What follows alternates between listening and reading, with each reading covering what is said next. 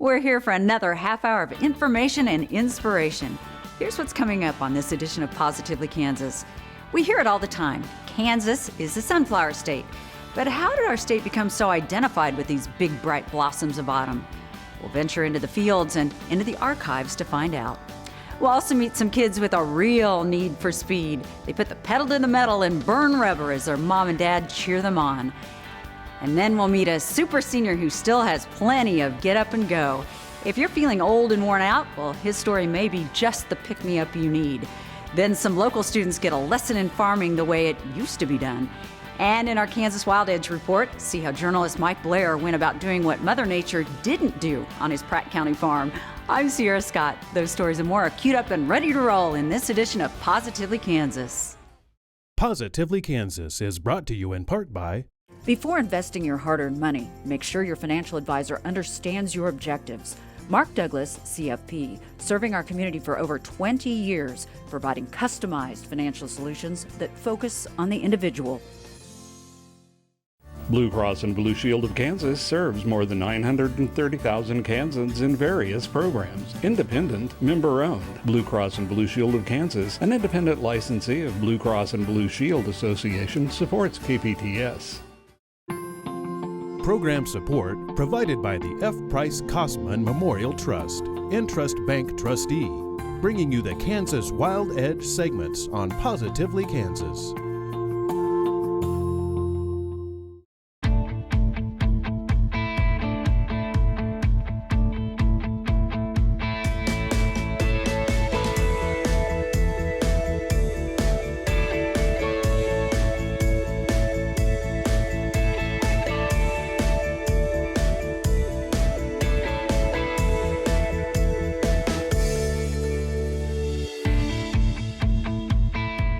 You hear it all the time. Kansas referred to as the sunflower state.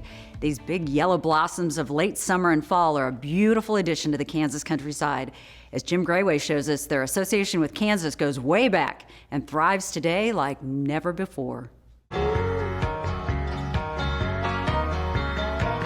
Sunflower, good morning. You should do make it like a sunny day. Few flowers have more personality and purpose than the Helianthus annuus. Commonly known as the sunflower, this plant is as practical as it is beautiful. And no doubt a lot of Kansans would agree that makes it the ideal symbol for their state. They're the prettiest sunflower, don't you think?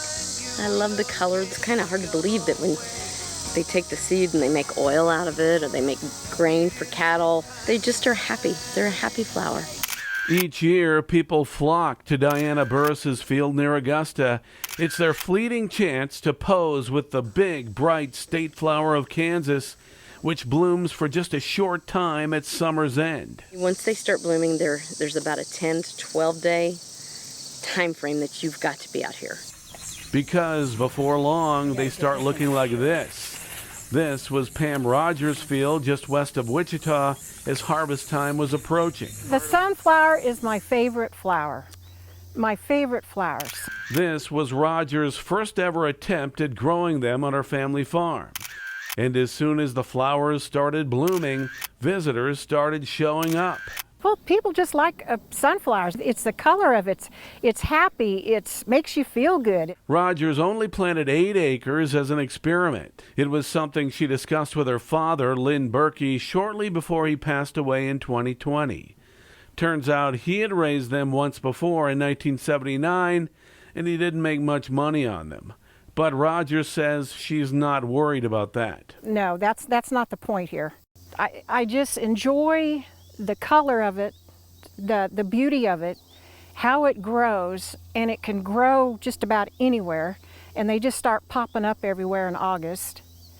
They're just beautiful sunflowers. The smaller, wild varieties have thrived in what is now Kansas for thousands of years. Here before there was a state even, people that were traveling the Santa Fe Trail back and forth between Kansas City and Albuquerque, Santa Fe, noted the presence of the sunflowers, which makes sense because the ground that had been dug up by the traffic on the Santa Fe Trail would have been a perfect place for sunflowers to grow. So You would have been, certain times a year, you'd have been walking right through a gallery of sunflowers as you cross the prairie.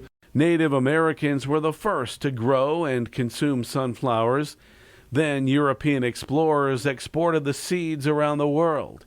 It was in Russia where the high-yield domestic hybrids were originally developed, and farmers started cultivating the plants in large numbers. But commercial production of the sunflower was still a new idea in the United States in 1903, when the Kansas legislature voted to make it the official state flower.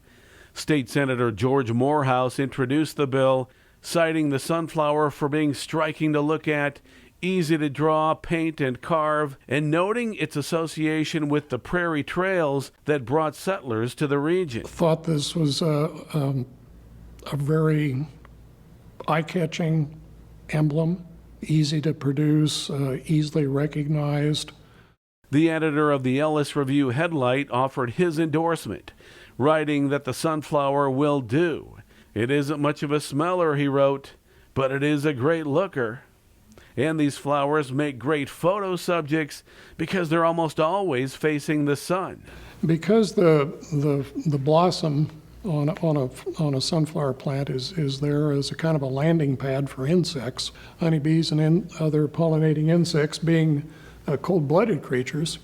What the sunflowers will do is that they'll actually are capable of a limited range of motion, to where they will face the sun as it comes up in the morning, and that provides a nice warm spot, extra warm spot for the honeybees to come in and feed and increase their body temperature at the same time. Through the generations, one part of the plant or another has been promoted for livestock feed, hair tonic, healing salve, and even a preventative for malaria.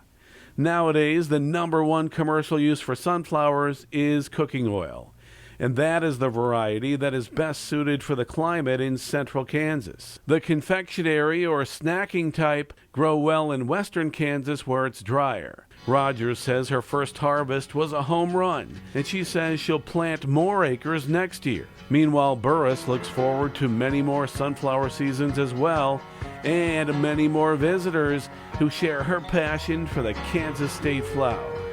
For Positively Kansas, I'm Jim Grayway. When it comes to farming sunflowers, Kansas ranks 4th in the nation, behind North Dakota, South Dakota, and Minnesota. And now the story of a Kansas family with a need for speed.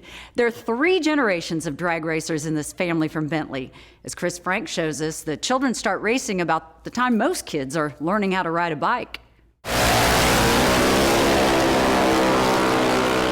feel passionate about this, and it's something that I don't want anyone to take from me. It could be scary at your first start.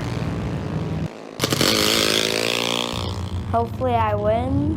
When we're in the car and we're ready and suited up, my heart starts beating really fast.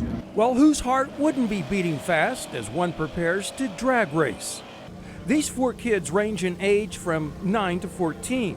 The children represent a 3rd generation of Kansas drag racers. They are part of the Roberts drag racing family of Bentley, including cousins. You got fuel in your car, Carson? Yeah. Nevaeh, you got fuel? Yes. All right. The kids don't just get into the dragsters and drive down the strip. They have their jobs of preparing the vehicles before race time. That includes changing the oil, fueling up, and checking tire pressure. You got to keep the kids rounded up and pointed the right direction. Andrew Roberts and wife Tamara are parents of 13-year-old Mackenzie and 10-year-old Carson. Their nieces, 9-year-old Lachelle Roberts and 14-year-old Nevaeh Queering, round out the extended racing group here. These kids compete during the summer racing season against other junior dragsters to earn overall points, which determine the season's winners. It's points race number 4. Mackenzie is currently leading points and Carson's in 3rd place, so it's kind of big for them. They got to stay up at the top. You want to end up being the points champion for the year.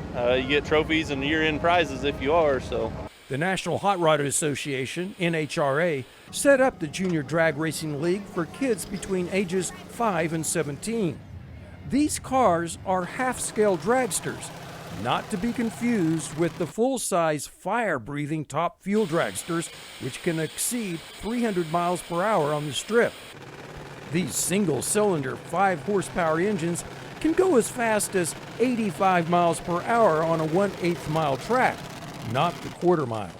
But younger racers are restricted to slower speeds and times. These kids can't legally drive on public streets yet, but they can get the thrill of driving fast in a straight line on strips like this one, the Kansas International Dragway, just northwest of Wichita. Mackenzie got interested in racing after watching her dad and older brother race. She was only 7 years old then.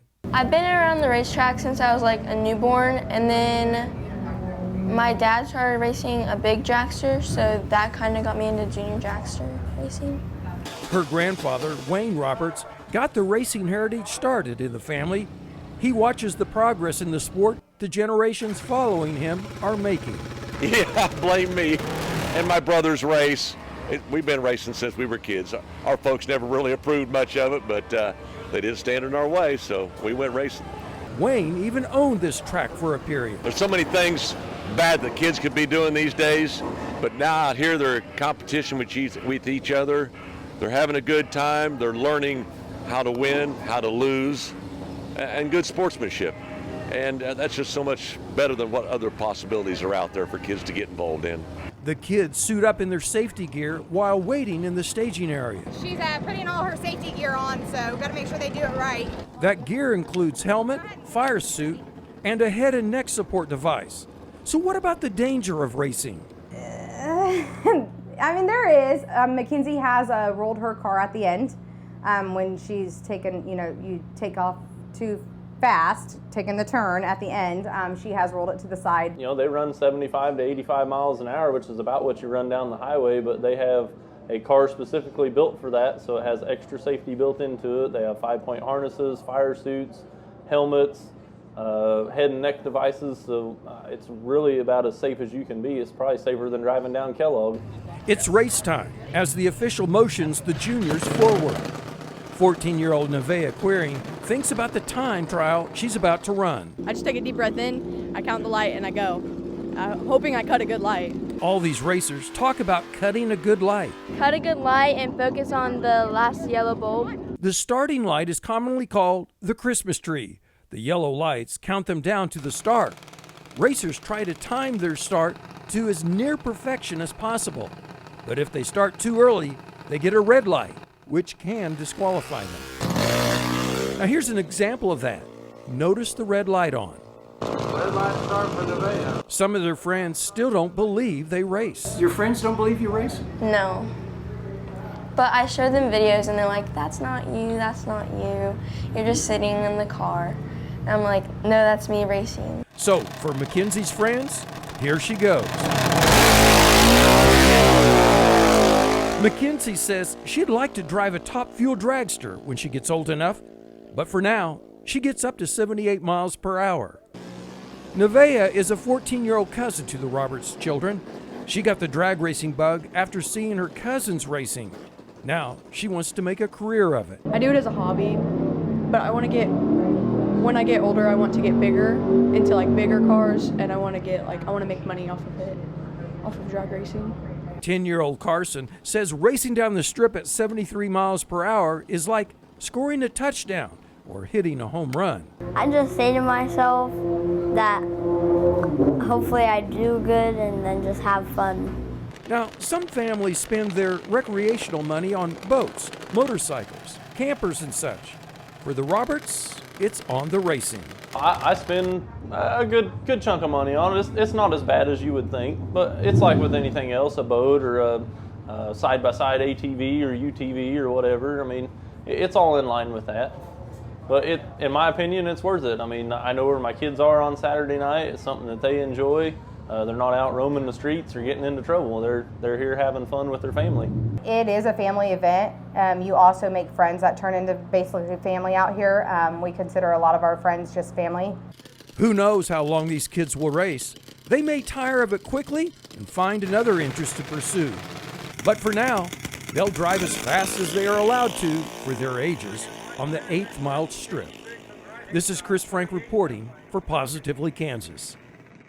So there you have it. Those kids are ambitious to climb into the most competitive ranks, so we may be hearing about them again.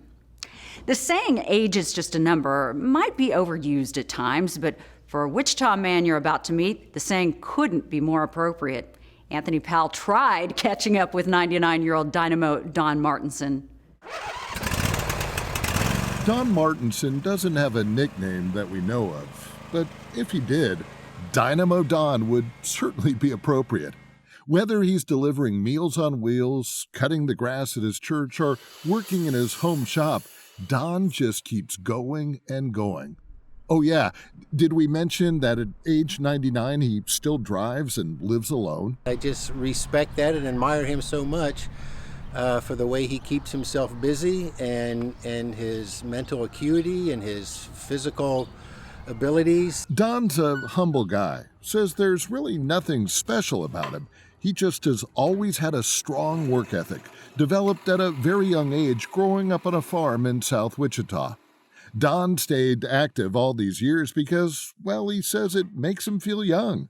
But keeping his mind sharp has been just as important. As a young adult, Don thought about a few careers. A very religious man, he loved teaching Sunday school. So I figured my best contribution to society would be in teaching. And you taught math and science? Math and science. I had my bachelor's in physics. Don spent most of his career teaching at Wichita's North High. He retired in the early 80s, but to this day enjoys talking math and physics. As we mentioned earlier, Don's religious faith has always been a very important part of his life. So much so that when he was drafted into World War II, he declared himself a conscientious objector, opting to do humanitarian work rather than go to war. Both the Old Testament, where you find the 10 Commandments, says thou shalt not kill, and I took it pretty directly, and of course Christ's teaching saying love your enemies and so forth. As you might imagine, Don says some people shunned him for not fighting, but others told him he had guts. Don's religious faith and skills around tools has also led him to being involved with Habitat for Humanity for many years.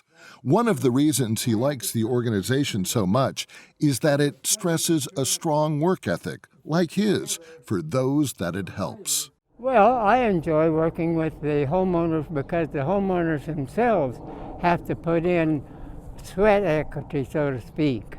If it's a couple, they have to put in 450 hours, or 400, I guess, and a single person that's getting one has to put in at least 250. So whether he's delivering Meals on Wheels, cutting the grass, working in his shop, going to church, or talking physics and math, 99-year-old Don Martinson gives the elderly and other people who might be struggling some hope. You know, if he can do it, maybe they can do it. Don, I don't think, is one to sit around and let age creep up on him. A lesson for us all, that an active body and mind can keep Father Time at arm's length for quite a long time. For Positively Kansas, I'm Anthony Powell. Don will turn 100 in March, and as you might have guessed, he says he has no plans to let that big birthday slow him down one bit. A lot of people dream about having their own personal lake or pond for fishing, boating, and enjoying wildlife. Well, in this week's Kansas Wild Edge Report, Mike Blair shows us how he went about making his dream come true.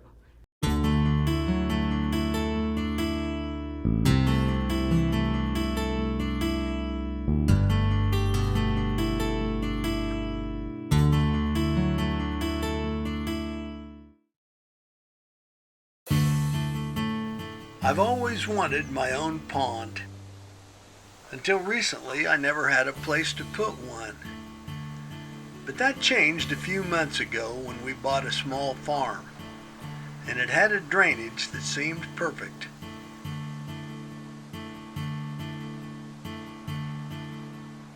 So right away, I saw the pond in my mind's eye. And after some planning and contact with an area contractor, we're finally on the way. They arrived this week with heavy equipment, an excavator and 2 bulldozers. And as we gathered to watch the show, it was amazing how fast the land changed. The excavator started pulling out trees, and in less than half a day, the draw was empty and ready to carve.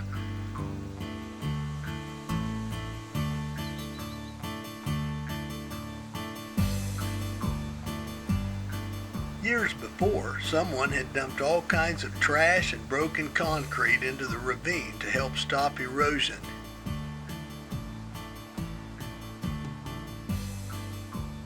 That was largely hidden by the trees.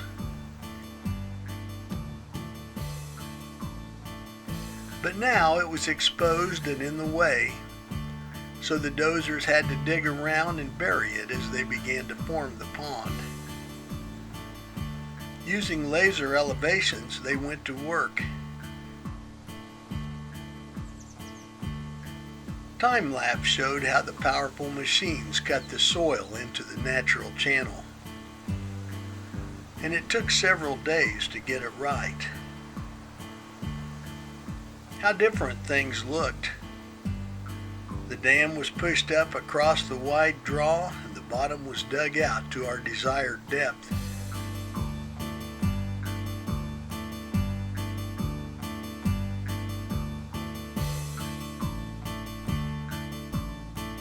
The work impacted acres of the pasture, some of which will be restored and reseeded in coming months.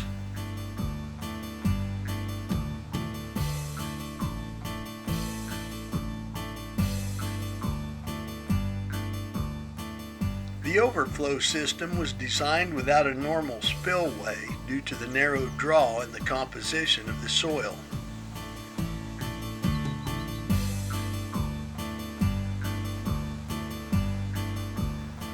But soon it was ready to encounter any big rains that sometimes come to this area.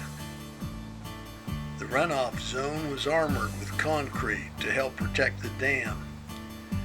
And finally, after 3 days, the pond was completed.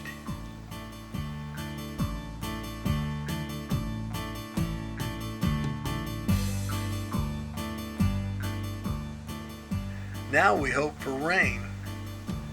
And my grandson, anxious, is a little ahead of himself for the fun to come. No bites yet. I'm Mike Blair for Positively Kansas. Mike will do another story about his pond when it's full of water. That will be fun to see.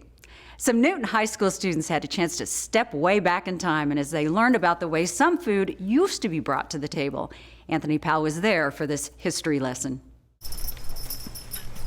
A trip back in time. Tilling farmland the way it used to be done. Long before tractors and other technology took over. It turns the ground over and then buries your top, and that way it'll decay down there, act as a fertilizer. But what you're seeing here took place in 2021, a demonstration by an old Kansas farmer named Winston Sommerfeld for some Newton High School history and agriculture students. They wanted to learn more about how agriculture progressed with history. And so we're here with our horses. We're going to do a little demonstration for them and hopefully get them educated how our forefathers started this country. And you won't find anybody better to learn from than Winston Sommerfeld. I guess I grew up using them. It's kind of in my blood. I think I probably owned a horse for 65 years. For many years, Sommerfeld and his wife have operated Country Boys Carriage, which offers rides for all kinds of events. But the Sommerfelds are phasing out of that business and doing more plow demonstrations. That's why Newton High teacher Liz Gunn knew Winston was the perfect person for this combined and up-close history and agriculture learning experience. Gosh, it would be so awesome with our Ag Academy program to get some horses out here, actually till some of this up because we have all of this land. Gunn making sure on this day her students knew the important role horses played in establishing countless American industries. Actually, the heavy horse became more important during the Industrial Revolution when we were mechanizing things than what people would think. A lot of times people were like, oh, that's when the horse kind of started to maybe not be as important, but that wasn't until the automobile. Students we spoke to say perhaps surprisingly this was a day that they really looked forward to being off their devices and engage in some hands-on learning, and most of all learn about the way things used to be done. It's preserving history, and it's kind of a cool, unique thing to do. Eli telling us he and his dad have a plow team for their own farm, but wanted to learn more about perfecting the technique and say they came away with some very useful knowledge. Meanwhile, Winston Sommerfeld says his goal during these demonstrations is to also teach people just how special and unique horses are. The personalities. I mean, everybody says, oh, dumb animals. They're far from dumb animals. You know, like these people using them in these gardens and stuff. Them horses know exactly not to step on the produce. Yes, there are still people using horse plows, but not enough for Winston's liking. That's why he's always so eager to get in front of the younger generation. It is getting to be a dying art to work these horses, and maybe we can get some of them educated and some say maybe this is the thing to do.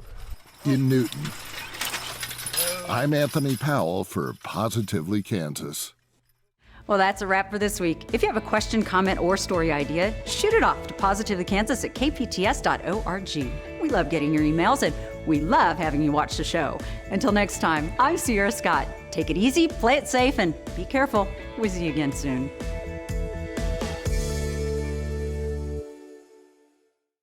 Positively Kansas is brought to you in part by program support provided by the F. Price Kosman Memorial Trust, Entrust Bank trustee, bringing you the Kansas Wild Edge segments on Positively Kansas. Blue Cross and Blue Shield of Kansas serves more than 930,000 Kansans in various programs. Independent, member-owned. Blue Cross and Blue Shield of Kansas, an independent licensee of Blue Cross and Blue Shield Association, supports KPTS. Before investing your hard-earned money, make sure your financial advisor understands your objectives. Mark Douglas, CFP, serving our community for over 20 years, providing customized financial solutions that focus on the individual.